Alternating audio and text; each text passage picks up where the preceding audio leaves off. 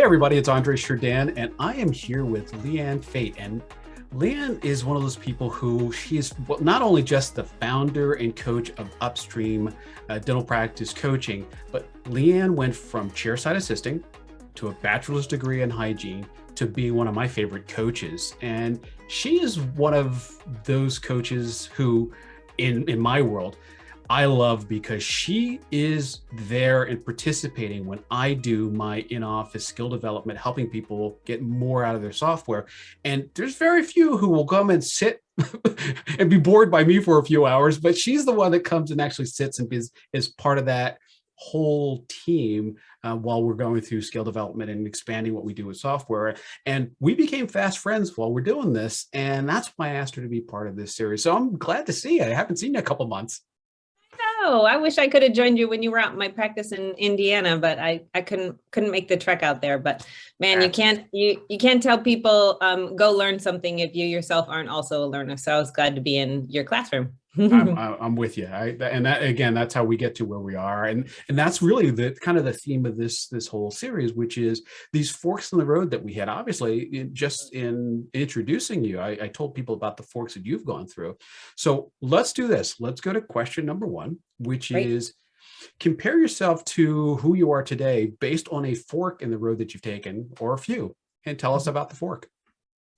Yeah, so like many people, I'm sure there's bunches of forks in the road we've all experienced. The one that shows up for me kind of as the biggest highlight is the fork in the road that I experienced when I was in hygiene, sitting chairside with my patients, loving the experience that I got to connect with patients in hygiene, but also recognizing that consistently, no matter how I talked to patients or what I said about, let's just make it simple, flossing and brushing and, the routineness of hygiene, I still felt disconnected. I felt like my experience in hygiene was very transactional.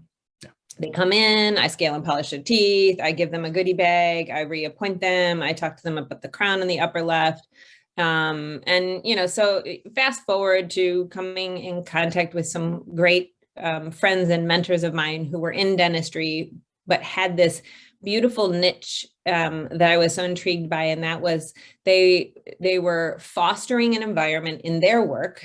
One of them, Sherry Kay, she was fostering an environment in her work in practice management that actually helped team create richer, deeper, higher level engagement with teams and patients through communication skills and leadership skills and team development skills, not just building systems, but really teaching people how to connect and how to convey a message that would help a patient make a different decision. And so the fork in the road for me was when I recognized that there was more opportunity for me sitting as I sat chairside to build communication skills, to build those connection skills. And so, man, that happened. And it was sort of a bunch of throw caution to the wind decisions. I was full-time hygienist and came home and told my husband, hey, I'm going to take this leadership course. Oh, hey, I'm going to invest in this big communication course. And he was like, oh, okay. What are you doing with it? And I was like, actually, I don't know. No idea. And so over the course of the next couple of years, I learned that maybe coaching was my jam. And there you go. Yeah. And it's so crazy because each of these forks, and I keep saying this, and I'm sure people are going to get tired of me saying it, but it is the reality of the situation. If not for these forks, we wouldn't be having this conversation today. I mean, very true. Or I might have been the one that you were telling about the crown in the upper left. Right. And still not having the verbal skills to help you understand what was actually happening in your mouth. So exactly. So I'm glad you took the fork, and I'm glad we got to this point. So let's go into question number two, which is, what is the book that everyone should be reading and possibly reading over and over again? Oh man, that was like a no-brainer. This is the book. So it's called The Anatomy of Peace. It's by the Arbinger Institute, which is actually that leadership and communication course that I told my husband I was going to take. Big investment, big amount of time. I didn't know much about them, but today what I know about that organization is they help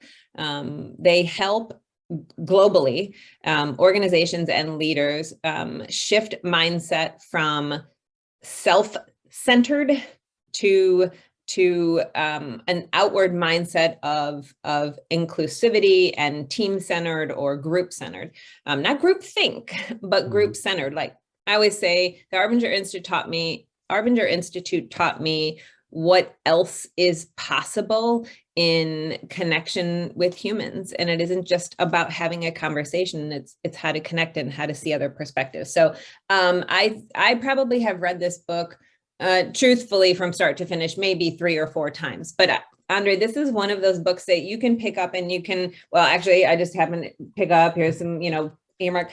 And you just can highlight a paragraph and be reminded of the lessons that this book has to teach you. And it's infinite lessons. So yeah. I would be remiss in saying that this is the other book that for me, I can't stop picking up because it helps me in my daily work. Remember that, in practice management, we always come across teams and doctors who have this problem or have a challenge or have things that want to be solved. And the more that we can peel back the layers that's creating the source of the challenge, the greater success we can have at helping people really solve things at the root of the issue.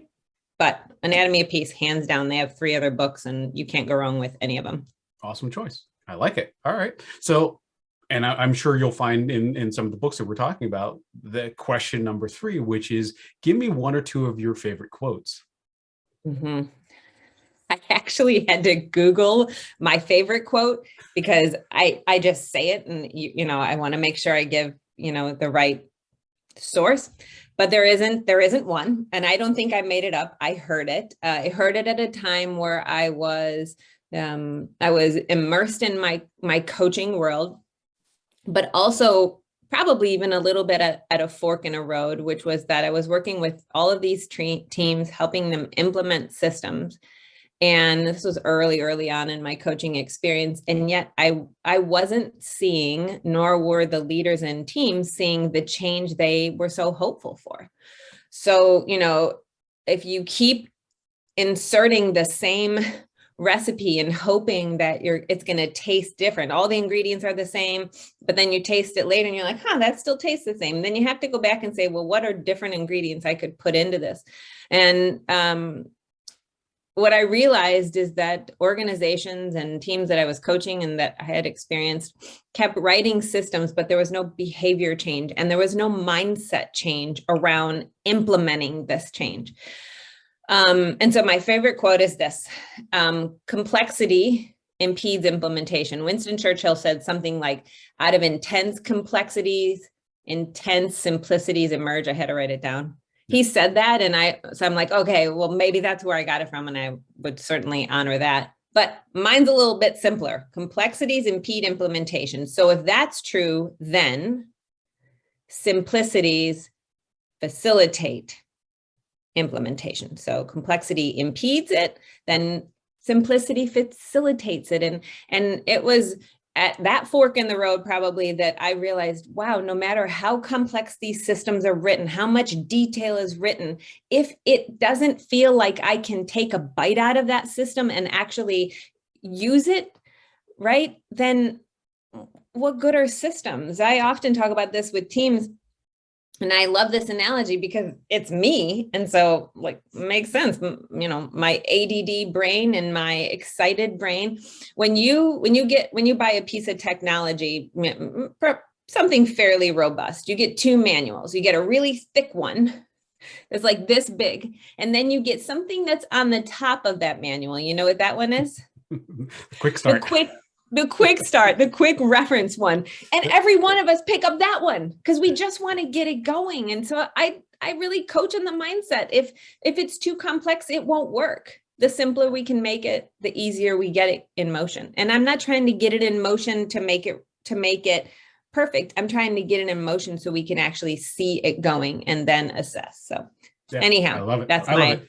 Well, favorite. that fits into where I am, because my motto is keep it simple, stupid, and it's always going to be, if you can't explain this to me with IKEA instruction sheets, just like this that, and it doesn't circle so that it starts at the beginning and ends at the end. I don't want to see it. I don't want this. If it has to be in calligraphy, I don't want to see it. Forget about it. Right. Exactly. Right. So I love it. Cool. I love it. Okay. So then let's go into these two rapid questions, which are, give me the high tech thing, has to have a plug or a battery that you can't live without. I can't live without my watch. Listen, this thing annoys me. It is heavy. I never find the right spot for it. No longer can you do this. This is really, now listen, don't get me wrong. I need it. I need it every day, but this tells me my breath. This tells me the temperature outside if I want to go for a walk. This tells me if I'm running on time or I'm not. Of course, this tells me about text too. I feel undressed without this on. Yeah. I was just thinking, I'm missing mine. It's in the charger. That's why. Yeah. I was on a red eye. So it's from your red eye. Right? Exactly. So yeah, it's still charging, but I'm with you. I go through a bunch of them because I keep trying to find the right one that has all the right tools and sleep and all the other stuff. So I'm with you on that one. I love it. Okay. So flip side of that, what is the low tech thing? No battery, no plug that you can't live without. Cheers. Wait, now it's in there. Is that tequila or is it? It's a latte. Listen, I can't, you said no plug. I was going to say my Nespresso maker. But I just can't, I can't live without my bed. I need good sleep, and I can't live without a really delightful cup of coffee. I'm with you. I'm pretty simple and straightforward. And there's a lot of other things. Can't live without a good pair of tennis shoes, but this defines my day. Well, see, I can cheat. I actually have a portable Nespresso that doesn't have a battery. Sorry, what? It looks like Hello, a thermos. I gotta go. I'm getting on.